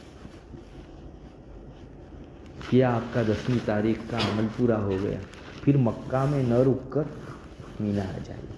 بہت سے لوگ رک جاتے ہیں وہاں کہ جب مکہ اور مینا سب ایک ہو گیا ہے تو مینا میں رکنا اور مکہ میں رکنا. بھائی ایک تو سفر ہوا، سفر فرض حج کا ہے. اللہ تبارک و تعالیٰ کے لیے نیکی کے واسطے آیا ہوں تو تھوڑا مزید کلفت برداشت کر لوں اور مینا چلا جاؤں. مینا کا قیام مینا ہی میں ہونا چاہیے. وہاں آپ نے قیام کیا، اب رات بھی گزر گئی، دوسرا دن آیا. یہ ہے ہمارے یہاں کی عید کا دوسرا دن. ارے 10 11 12 3 روز بقر عید رہتی ہے تو 10ویں تاریخ تو ہو گئی. یہ 11ویں تاریخ، 11ویں تاریخ کو جو ہے آپ کو تینوں شیطان کی رمی کرنی. اب یہاں رمی کے علاوہ اور کچھ کام باقی نہیں ہے. چھوٹا شیطان، درمیانہ اور بڑا، اس طرح سے آپ تینوں کی رمی کر لیں. رمی ہو جانے کے بعد عبادت میں لگیے وہیں. مینا کا یہ قیام بھی بڑا قیمتی ہے. ارے میں اپنے گھر آ کر یہاں کی فضیلتیں کہاں لوٹ سکوں گا؟ یہ گھڑیاں ضائع نہ کیجیے. پھر اگلا دن آئے گا 12ویں تاریخ، تو اس دن بھی تینوں کی رمی کرنی ہے، اور اس کے بعد آپ چاہیں تو مکہ جا کر قیام کر سکتے ہیں مستقل. اور اگر 13ویں کی بھی رمی کر لیں تو بہتر ہے، کر کے پھر جائیں، اور پھر تو مستقل مکہ میں رہنا ہی ہے. وہاں اپنے اوقات ضائع نہ ہوں مکہ میں بالخصوص. تو چونکہ حج کی ایک تھکن بھی ہوتی ہے اور ایک معنوی بوجھ بھی رہتا ہے، وہ اتر گیا تو انسان اتنا ریلیکس ہو جاتا ہے کہ اب سوائے نیند کے اور کچھ نظر نہیں آتا اس کو. وہ گویا قضا کر رہا ہے پچھلے دنوں کی نیند کی. تھوڑا زیادہ کر لیجئے، کوئی مشکل نہیں، لیکن بہت ظلم ہوگا کہ آپ حرم میں کم اور ہوٹل میں نیند کا زیادہ وقت. تھوڑا تھوڑا اپنے بدن کو یہ کر لیجئے، آرام دے دیجئے، راحت دے دیجئے. یہ ہماری سواری ہے، اس کے بغیر نہیں چلنے کا، اس لیے اس کو بھی سنبھالنا ضروری ہے. بہت سے لوگ اتنا زیادہ کلفت برداشت کر لیتے ہیں کہ پھر جو ہے 2 دن خوب عبادت کی اور 10 دن کے لیے فراغت، بیمار. اور یہ بھی نہیں ہونا چاہیے. بہت پھونک پھونک کر آپ جو ہے اس موقع کے اوپر چلیے. بہرحال وہاں کے اوقات کو خوب بہتر سے بہتر طریقے پر گزاریے. وہاں جا کے یوں تو عام جو آداب ہیں ان کی رعایت تو رکھنی ہی ہے، مگر ان دنوں جو برائیاں دیکھی جا رہی ہے میں چاہتا ہوں ان کی نشاندہی آپ کو کروں کہ ان سے بالخصوص ہم لوگ بچیں. ایک تو وہاں مردوں اور عورتوں کا اختلاط بہت بڑھ گیا ہے. میل جول، اجنبی مرد اور اجنبی عورتیں، چونکہ اس کے مواقع بہت ہیں. ایک موقع ہے آپ جس ہوٹل میں رہ رہے ہیں سارے ٹور والے کھانے کے لیے ایک ہی فلور پر آتے ہیں. اب یہاں سب لوگ بیٹھ کے کھاتے ہیں، تو وہاں میں نے دیکھا کہ اجنبی مرد کے ساتھ خواتین کی بات چیت اور ایک قدم آگے ہنسی مذاق تک شروع. ابھی جو کچھ پاپڑ ویل کے آئے سب مسل کے ختم کر رہے ہیں، رونت کے ختم کر رہے ہیں. بہت عام. اور اس جگہ کا تقدس آپ جو ہے اندازہ نہیں لگا سکتے. اور یہ گھناؤنی حرکتیں ہرگز نہیں ہونا چاہیے. ٹھیک ہے، ایک ضرورت ہے بھائی، سب کے ساتھ کھانا ہے. میں خواتین میں کل خصوصی طور پر میں نے کہا کہ بھائی آپ جلد از جلد اپنی ضرورت پوری کر کے چلیے. اور مردوں کی مجلس میں کہوں گا کہ کسی خاتون سے ہرگز منہ نہ لگیے. خیر خیریت بھی اجنبیہ سے پوچھنے کی اجازت نہیں. سلام کا جواب نہیں دینا ہے تو پھر خیر خیریت کون سی چیز؟ میں اپنی نیکی کو ضائع نہیں کروں گا، اس کا اہتمام کریں. وہاں ایک موقع لفٹ کا ہوتا ہے، کیونکہ بڑی بڑی ہوٹلیں ہیں تو عام طور پر لفٹ ہر جگہ استعمال کرنی ہی پڑتی ہے. تو کبھی کبھی اپنی ٹور والی بعض خواتین سے شناسائی بات چیت کی حد تک ہو جاتی ہے، تو وہ لفٹ میں تنہائی کے اندر ان سے گفتگو، ہنسی مذاق. یہ تنہائی کا موقع ہے. اس جگہ تیسرا پرسن شیطان رہتا ہے، بہت کام کرتا ہے. اور اللہ نہ کرے کوئی گناہ ایسا ہو گیا تو نیکیوں میں آنے میں جتنی دیر لگی نہ جانے میں اس سے کم دیر لگی. چٹکی میں ختم ہو جاتی ہے، بہت جلدی سلگ جاتی ہے. اس لیے اس کا خاص اہتمام کریں کہ کسی اجنبی مرد اجنبی خواتین سے بات نہ کریں. اسی طرح ایک موقع یہ بھی رہتا ہے، اب وہاں سے زیارت کے لیے جاتے ہیں بہت سی جگہوں کے اوپر، تو قریب کی زیارتوں میں تو بہت زیادہ نہیں، لیکن مثلا طائف کی زیارت کے لیے گئے وہاں سے، تو خواتین بھی رہتی ہیں بسوں کے اندر. بعض مرتبہ اس کا مرد جو ہے بیمار ہونے کی وجہ سے یا ایک مرتبہ زیارت کر کے آنے کی وجہ سے نہیں آتا، تو وہ کسی اجنبی مرد کے ساتھ بات چیت شروع کر دیتی ہے. اور اللہ نہ کرے وہاں سے اگر تعلق قائم ہوا تو اللہ یہ گناہ ہم سے نہ کروانا. دعا کر کے جاؤ یہ گناہ ہم سے نہ ہو. ارے یہاں کیا رہنے دیا تھا جو وہاں کیا گناہ. مواقع بہت سنگین ہیں. ہاں ایک بات ہم نے نوٹ کی، اللہ نے حرم کو پرامن بنایا ہے، اس لیے یہاں آدمی جس آسانی سے وہ گناہ کر لیتا ہے نا، وہاں اتنی آسانی سے تو نہیں کرتا. حرمن آمن، اس کا ظہور کھلی آنکھوں دیکھا. اللہ کی حفاظت کنٹینیو برستی رہتی ہے وہاں، مگر کسی کو اپنی ذات پر بھروسہ نہیں کرنا چاہیے، بہت پھونک پھونک کر چلنے کی ضرورت ہے۔ اب اکثر ہوٹلوں سے لے جانے والی بسیں رہتی ہیں، اکثر ہوٹل والوں نے بس کر دی ہے، تو بسوں کے اندر بھی خواتین کے ساتھ بیٹھنے کے بات چیت کے مواقع بہت ہیں، وہ خیر خیریت پوچھیں نا تو بھی چپ رہو، میں مضبوط رہوں، کسی سے بات چیت نہ کروں، خاص سنبھالنے کی ضرورت ہے اس جگہ۔ اسی طرح شاپنگ کے لیے جدہ، ریاض وغیرہ جانا ہوتا ہے تو گروپ والے سب تو نہیں جاتے، خواتین مرد بعض مل کر جاتے ہیں، تو وہاں بھی جو ہے اس طرح کی شناسائی اور تعلق قائم کرنے کے مواقع بہت ہیں۔ اللہ تعالیٰ حفاظت فرمائے۔ اسی طرح یہاں طواف کرنے کے درمیان میں مرد اجنبی عورتوں کے بدن کے ساتھ مس ہونے اور ٹچ ہونے کے مواقع بھی بہت ہیں، اور وہ ہم پیدا کرتے ہیں۔ طواف میں خواتین علیحدہ اپنا کرتی ہے، کنارے پر رہ کر بڑی آسانی سے کر سکتی ہیں، مگر بہت ساری خواتین نہ مان کر وہاں دوگانہ جو مقام ابراہیم ہے 2 رکعت طواف کے بعد کی وہیں پڑھنے کی مصر ہوتی ہے۔ اب آپ بھی اگر اصرار کریں گے تو سوائے ٹچ مس کے اور کچھ نہیں اس جگہ۔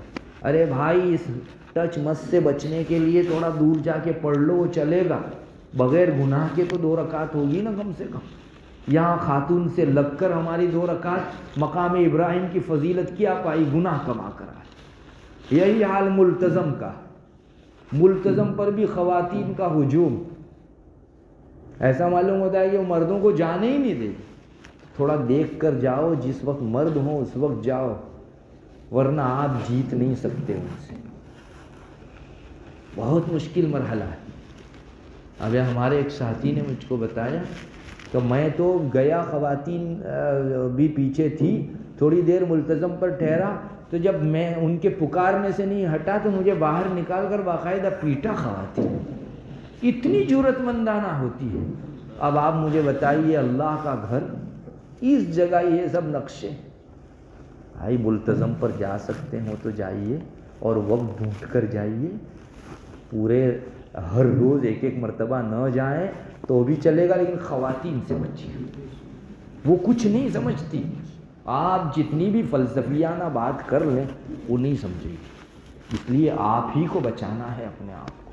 یہی حال وہاں حجر اسود کا، آج تک تو ہم نے نہیں دیکھا، لیکن اب تو حجر اسود پر لائن خواتین بھی لگانے لگی، اور وہ مرد کو ایسا کر کے جاتی ہے۔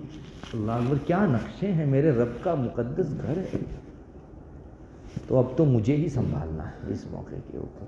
یہاں عبادت کے لبادے میں گناہ ہو رہا ہے، وہاں ہوٹل میں تو آپ بیٹھ کے گناہ کے عنوان سے گناہ کریں گے، یہاں عبادت کے لبادے میں ہو رہا ہے۔ اس لیے یہ بہت بچنے کا مقام ہے میرے بھائیو۔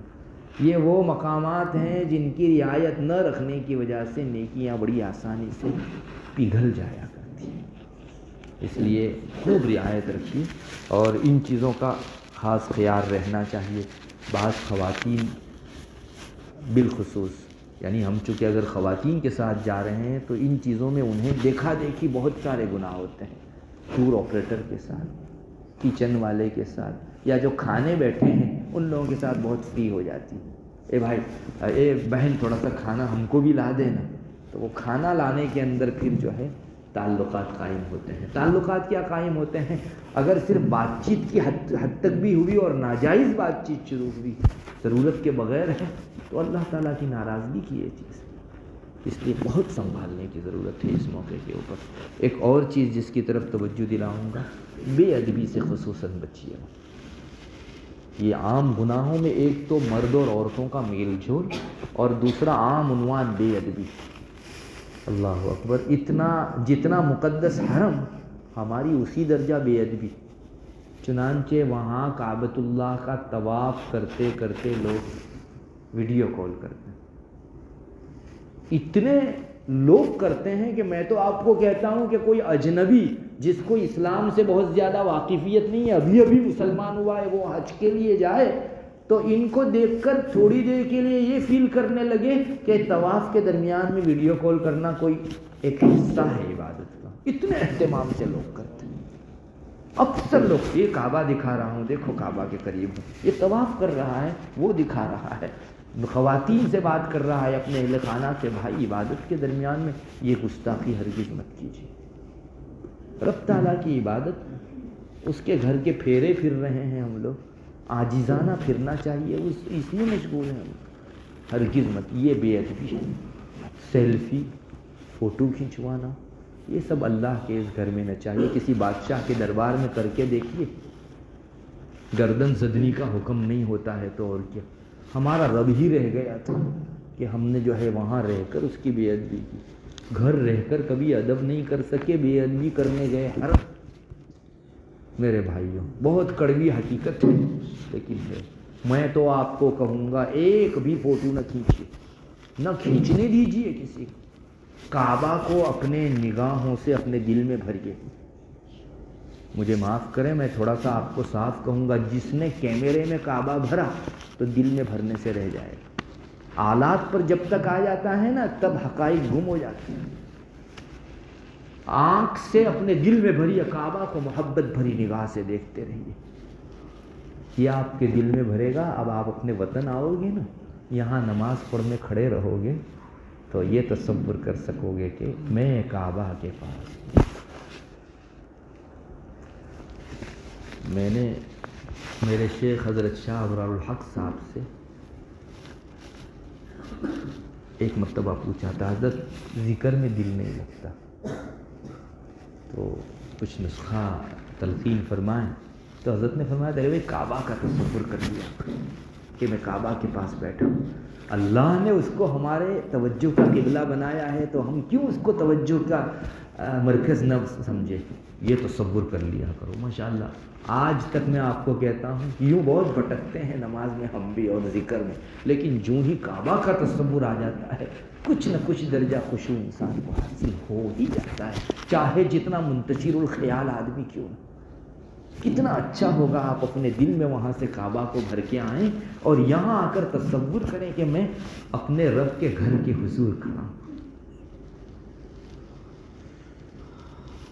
مجھے اس وقت سفر حج میں کسی نے بہت پتے کی بات سنائی۔ میں نے کہا کہ حضرت مفتی محمد شفیع صاحب نور اللہ مرقدہ جب روضہ اقدس پر تشریف لے گئے تو وہاں مراقبے میں تھوڑی دیر بیٹھے اور مراقبے سے باہر آئے اور آ کر اپنے ماتحتوں کو فرمایا، کسی کے پوچھنے پر غالباً کہ حضرت کیا کوئی خاص بات، فرمایا یہاں سے یوں میسیج ملا کہ شفیع بہت سے لوگ یہاں رہ کر بھی یہاں سے غائب رہتے ہیں اور بہت سے لوگ غائب رہ کر یہاں حاضر رہتے ہیں۔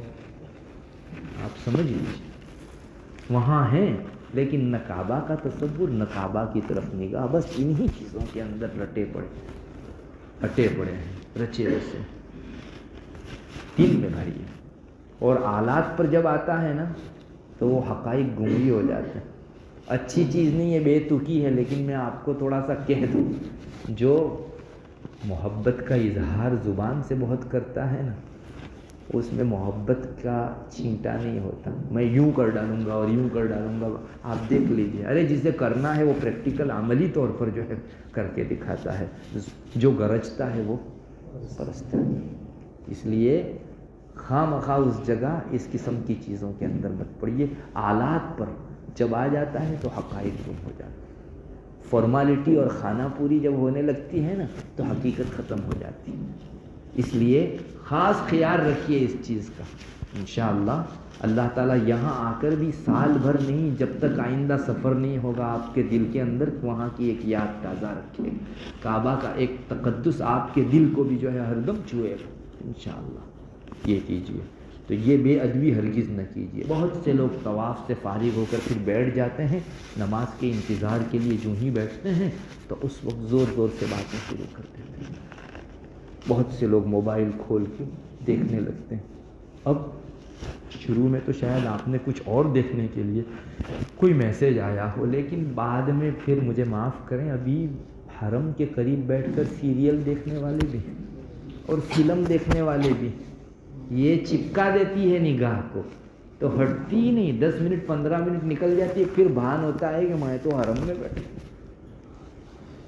اور آپ کھول کر بیٹھے ہیں، پیچھے نماز پڑھ رہا ہے، ارے کسی کی نماز میں تعاون تو نہیں کر سکے، روڑا بنے آپ کسی کی نماز کے اندر. جن لوگوں کے یہاں یہ تصویر ہے، ظاہر ہے کہ نمازی کے آگے تصویر ہوگی تو اس کی نماز مکروہ تحریمی ہے، واجب الاعادہ ہے، تو پھر آپ نے تو ان لوگوں کی نماز خراب کی. اللہ کے یہاں اپنے گناہوں کا حساب کہاں کم تھا کہ 10 اور آدمیوں کا حساب ہم اپنے سر لے کر لوٹیں.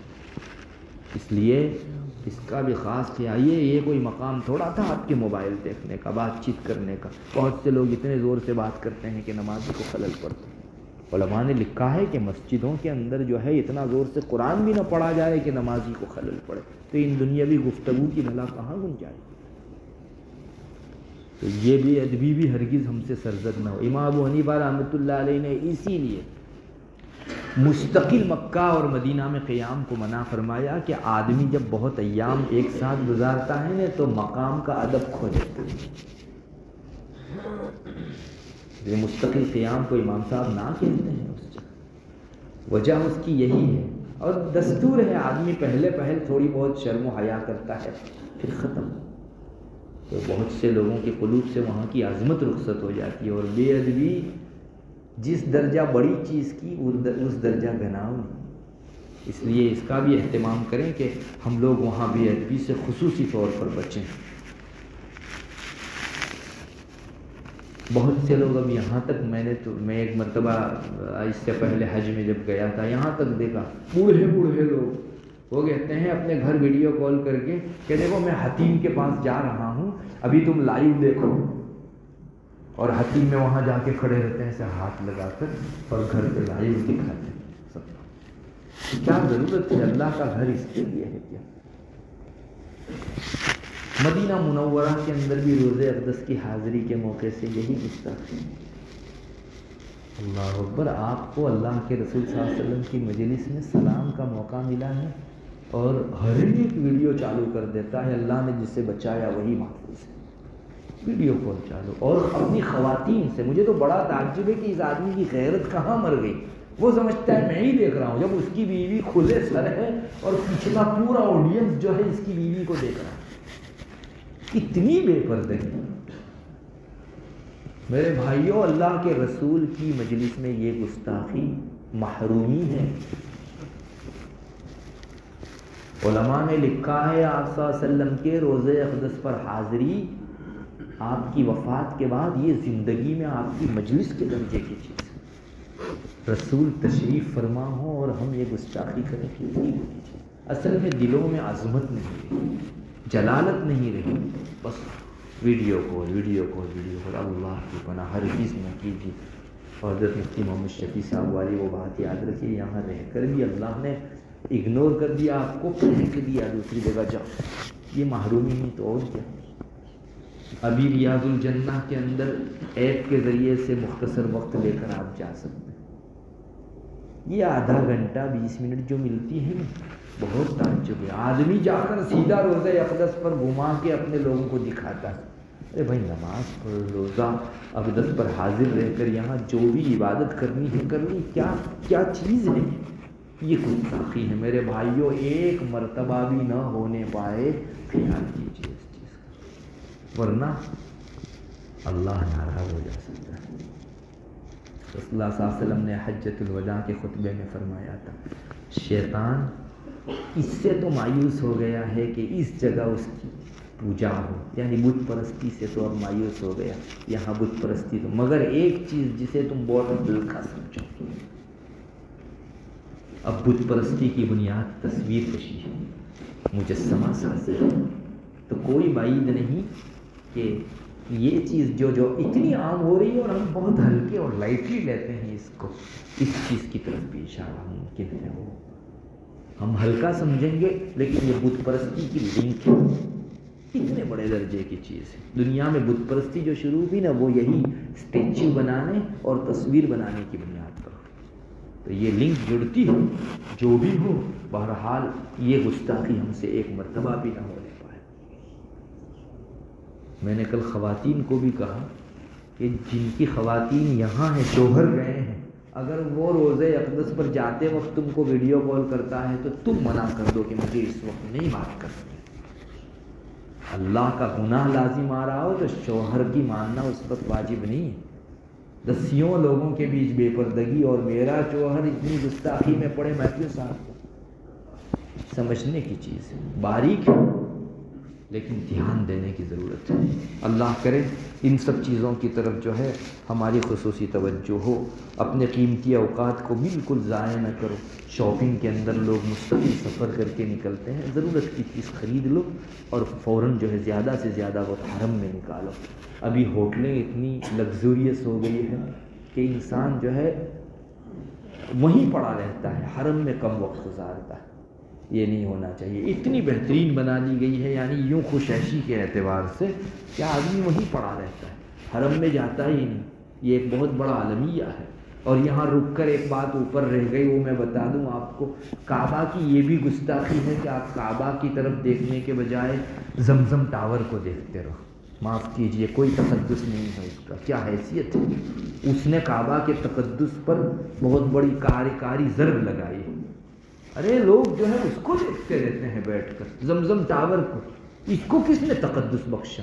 اس نے چھین لی ہماری توجہ جو کعبہ کی طرف آج تک پڑتی تھی. مت دیکھیے، میں تو جان بوجھ کے نہیں دیکھتا اس کو. کیا حیثیت ہے اس کی؟ اتنا بڑا ٹاور آپ بامبے میں آ کر یا دوسرے ممالک میں جا کر دیکھ لیجئے، کعبہ کی عظمت کا خیال رکھیے. دعا بھی کیجئے اللہ تعالیٰ اس طرح کے احوال سے مومنوں کی حفاظت فرمائے. اقلان ہو نہ ہو، بہرحال ایک مرتبہ کعبہ کی طرف سے توجہ ہٹائی تو ضرور ہے اسے. اور مصیبت بالائے مصیبت، اب تو مسلوں پر بھی کعبہ کے ساتھ ٹاور آتا ہے. دیکھ لیجئے کیوں کعبہ کے ساتھ اس کو جوڑا جا رہا ہے. کیا حیثیت ہے اس کی؟ پوری شریعت میں کہیں کوئی حیثیت ہے اس کی؟ یہ میرے بھائیوں، یہ بھی بے ادبی ہے. آپ کعبہ کو دیکھیے، کسی چیز کو مت دیکھیے. رسول اللہ صلی اللہ علیہ وسلم جب تشریف لے گئے معراج میں، جنت کی اتنی نعمتیں ہر دو طرف تھیں، نبی کی نگاہ بھی ہٹی نہیں سکتی. اللہ نے تعریف کی، ما زاغ البصر وما طغى. رب تعالیٰ کی تجلیاں اپنی طرف اتنی رسول کی نگاہوں کو کھینچے ہوئی تھی کہ جنت کی نعمتوں کی طرف انتظار بھی. تو کعبہ کی تجلیوں کے مقابلے میں کیا حیثیت ہے سب چیزیں. ہرگز نہ دیکھیے ان چیزوں کو، اور عظمت کی نگاہ تو ہرگز نہیں پڑنی چاہیے. کعبہ یہ عظمت والی جگہ ہے. بہرحال یہ بھی ایک چیز ہے، اوقات وہاں ہوٹلوں میں بھی ضائع ہوتے ہیں اور دوسری جگہوں کے اوپر بھی. خود حرم میں بھی انسان ایسے ہی بیٹھے رہتا ہے، طواف نہیں کرتا. ٹھیک ہے، طواف زیادہ سے زیادہ طواف میں اپنے اوقات کو گزاریے. بہت سے لوگ حرم سے جلدی نکل آتے ہیں، راستے میں کافی سینٹر رہتے ہیں یا اسموکنگ زون رہتے ہیں، وہاں جا کے بیٹھو. ارے حرم میں جا کے بیٹھو، آنکھ بند کر کے بیٹھو. کم سے کم یہاں کی بنسبت تو 1000 گنا بہتر ہے حرم میں جا کر بیٹھنا. اب نیچے بہت بڑے بڑے ہوٹلوں میں ہال ہوتے ہیں، وہاں مرد اور عورتیں اور سب اجنبی بیٹھ کر ہی ہاں زور زور سے کرتے رہتے. مت بیٹھو، اپنے اوقات کو ان چیزوں میں گزاریے ہی مت. آپ حجرے سے نکلو حرم سے نکلو حجرہ، اور کسی جگہ لازم ہی کر لو اپنے اوپر. ایک سفر حج آپ نے اگر بہتر انداز میں کر لیا، زندگی میں انقلاب لانے کے لیے کافی ہے انشاءاللہ. یہ ٹرننگ پوائنٹ ہے. بہت سے بروں کی زندگی حج کے بعد بدلی، اور ایسی بدلی ہے کہ بہت سارے پچھلے نیکوکاروں کو اس نے شرما دیا. وہاں کی تجلیاں ہیں اللہ تعالیٰ کی.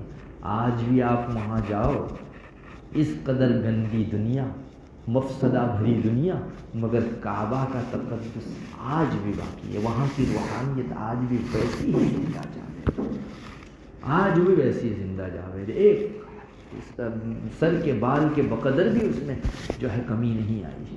رب تعالیٰ کی توجہ کو کون مات کر سکتا ہے؟ کون مات کر سکتا ہے؟ اس لیے وہاں کا تقدس بھر گیا. یہ یوں تصور کیجئے کہ کعبہ پر رب تعالیٰ کی تجلی پڑھ کے میرے دل میں اتر رہی ہے. وہاں سے ایک چشمہ جاری ہے مسلسل. رسول اللہ صلی اللہ علیہ وسلم کے روضہ اقدس کے پاس جاؤ، آپ کے قلب اطہر سے مشکات نبوت سے شعاعیں نکل رہی ہے اور میرے دل کو منور کر رہی ہے. یہ تصور کیجئے. شیطان ورغلاتا ہے، ہماری توجہ کنورٹ کرتا ہے، دوسری جانب لے جاتا ہے. مت جانے دیجیے. نہیں ہے تو تصور کیا کیجئے، مسلسل کیجئے، اپنے اوپر بار ڈال کے کیجئے، پھر انشاءاللہ عادت بن جائے گی آپ، اور یہاں بیٹھ کے بھی آپ مزے لوٹ سکیں اتنی دور بیٹھ کر۔ تو اللہ کرے ان چیزوں کو ہم لوگ جو ہے جاننے والے بنیں، اور جنایات سے بھی بچیں۔ جنایات مستقل ہیں، جو احرام کی جنایتیں، حرم کی جنایتیں ہیں وہ آپ نے سنی ہوگی۔ خوشبو والی چیزوں سے بچنا، سر اور چہرہ مردوں کا کھلا رہنا چاہیے، ان کو ڈھانپنا نہیں ہے، ناخن وغیرہ کاٹنا نہیں ہے، بال وغیرہ ٹوٹنے نہ پائے، کاٹنا تو کیا ٹوٹنے نہ پائے اس کا اہتمام کرنا ہے، شکار وغیرہ نہیں کرنا ہے، سلے ہوئے کپڑے نہیں پہننا ہے۔ اس پر تو چونکہ دم وغیرہ آتا ہے اس لیے انسان کچھ نہ کچھ الرٹ ہوتا ہے، لیکن اس سے زیادہ اس بات کا خیال رہنا چاہیے کہ میرے رب نے نافرمانی ٹھہرایا ہے، اس کو میرے رب کا گناہ ہے، دم 2 نمبر کی چیز، میرا رب ناراض ہوگا اس کا کوئی مداوا نہیں ہے، اس لیے رب کی ناراضگی کا خیال رکھیے۔ جنایات جتنی بھی ہیں بہت زیادہ لمبی چوڑی نہیں ہیں، اس چیز کا خیال رکھیے، شکار نہیں کرنا ہے کسی، اس کے مواقع کم رہتے ہیں، لیکن بہرحال جن سے بہت زیادہ سابقہ پڑتا ہے ان تک خوشبودار چیزوں کا استعمال، صابن ہے اور شیمپو ہے اور اس قسم کی چیزیں، بچیے آپ ان سب چیزوں سے۔ جنایات کا اہتمام، اور ایک بے پردگی، وہاں بے پردگی بھی بہت ہو گئی۔ اصل میں خواتین کو چہرہ کھلا رکھنا ہے، تو اس لیے وہ خاتون سمجھتی ہے کہ چہرہ کھلا تو بات بھی کھل گئی اور ہنسی مذاق بھی کھل گئی۔ آپ دیکھ لیجئے، یہ میں تو سمجھتا ہوں ایک سائیکولوجیکل اثر ہے جو اہمیت کا پہلو ذہن میں نہ رہنے کی وجہ سے انسان کو ہوتا ہے۔ ارے آپ کو چہرہ اس رب نے کھلوایا ہے جس رب نے گفتگو منع کی اجنبی سے، جس نے ہنسی مذاق منع کی، اس رب نے چہرہ کھلوایا۔ یہ تصور رہے گا تو ہرگز یہ خاتون گفتگو نہیں کرے گی، مگر وہ تصور گم ہو جاتا ہے۔ وہ سمجھتی ہے کہ چہرہ کھلا، اب سب پابندیاں ہٹ گئی۔ ضرورت ہے وہ اگر نادانی برتے تو ہم لوگ ایسے موقع کے اوپر تسلط سے اور مضبوطی سے کام لیں۔ آخر میں 2 چیزیں صرف ذکر کروں گا۔ اپنی عبادت کو بچانے کا اہتمام کیجیے۔ فرض نماز کے تعلق سے بہت بڑا المیہ ہے، دکھ کی بات ہے، وہاں جا کے فرض پڑھنے کے باوجود بھی فرض اترتا ہی نہیں سر سے۔ بہت سے لوگ کیا کرتے ہیں، ہوٹلیں دور رہتی ہیں تو وہیں باہر نکلتے ہیں تو دیکھتے ہیں کہ لوگ مصلی اپنے راستے پر ہی بچھا کر وہیں نماز پڑھنے لگتے ہیں۔ اتنا دور ہوتا ہے، صحن کے بعد ہوٹل اور ہوٹل کے بعد آپ یاد رکھیے، آپ کے مسجد سے باہر، صحن سے باہر اگلی صف اور آپ کے درمیان میں اتنا فاصلہ ہو کہ ایک گاڑا گزر جائے تو آپ کی نماز اقتدا میں درست نہیں ہے۔ اتنا دور رہ کر کیسے اقتدا درست ہو سکتی ہے؟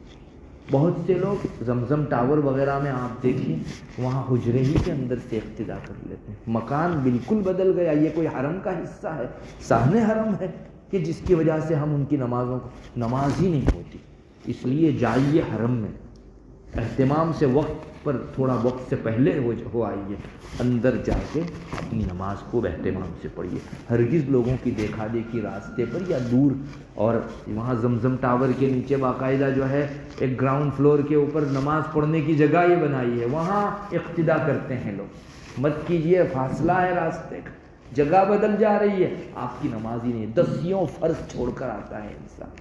اب جب گئے ہو تو مسجد حرام میں نماز پڑھنے کے لیے تھوڑا زیادہ جلدی چلے جانے میں کیا دقت ہے؟ یہ مت کیجیے۔ مسجد نبوی میں بہت سے امام کے آگے کا جو صحن ہے نا، ادھر نماز پڑھتے ہیں، امام سے آگے نماز ہی نہیں ہوتی آپ کی، نماز ہی نہیں ہوتی آپ کی۔ اس لیے دیکھا دیکھی جڑ مت جائیے، پیچھے صحن میں پڑھیں گے چلے گا، لیکن آگے ہرگز نہ بڑھیے۔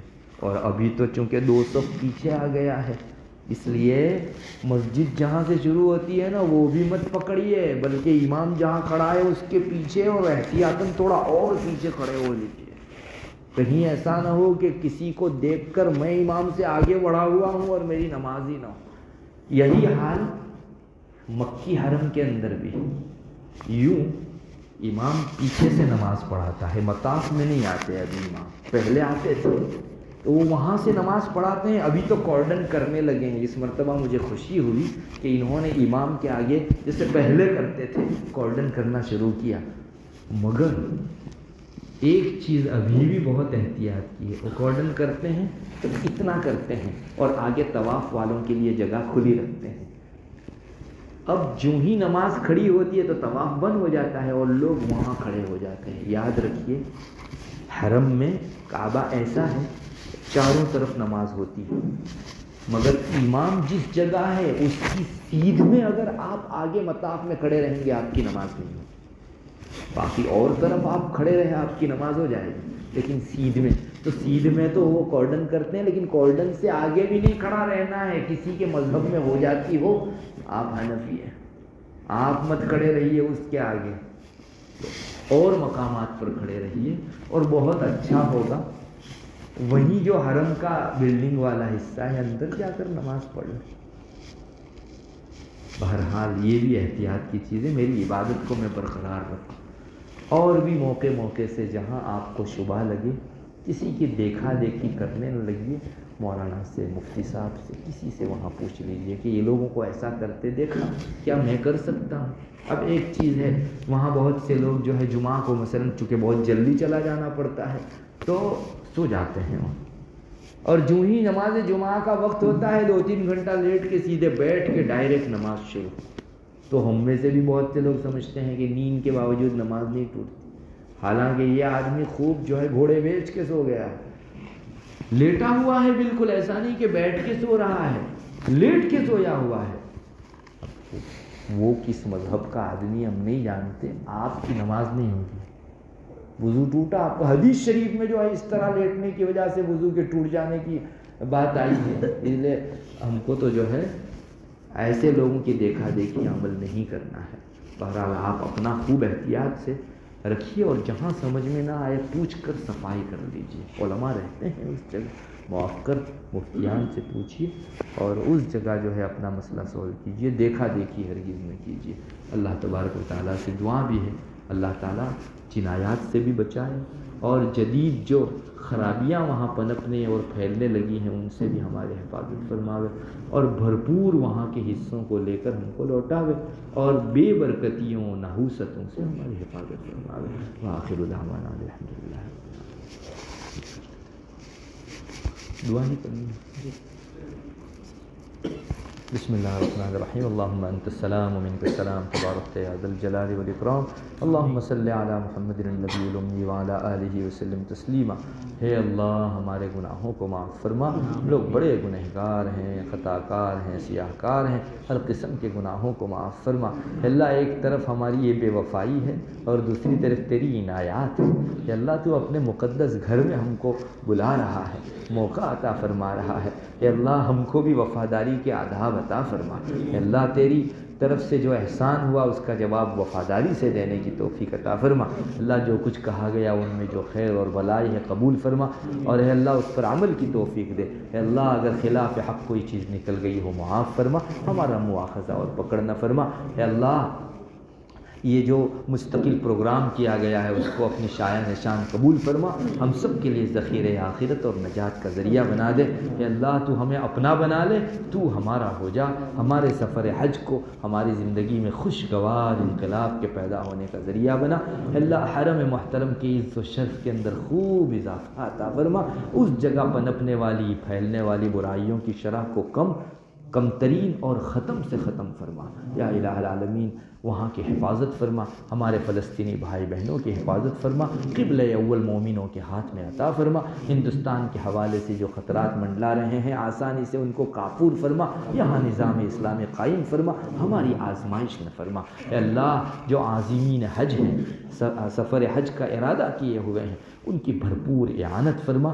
آنے جانے، وہاں رہنے اور عبادت کرنے سب موقعوں پر ان کی نصرت، مدد اور تائید غیبی ان کے شامل حال فرما. اللہم انا نسألک من خیر ما سألک منہ نبیک محمد صلی اللہ علیہ وسلم، ونعوذ بک من شر ما استعاذ منہ نبیک محمد صلی اللہ علیہ وسلم. انت المستعان وعلیک البلاغ ولا حول ولا قوة الا باللہ. سبحان ربک رب العزة عما یصفون وسلام علی المرسلین والحمد للہ رب العالمین.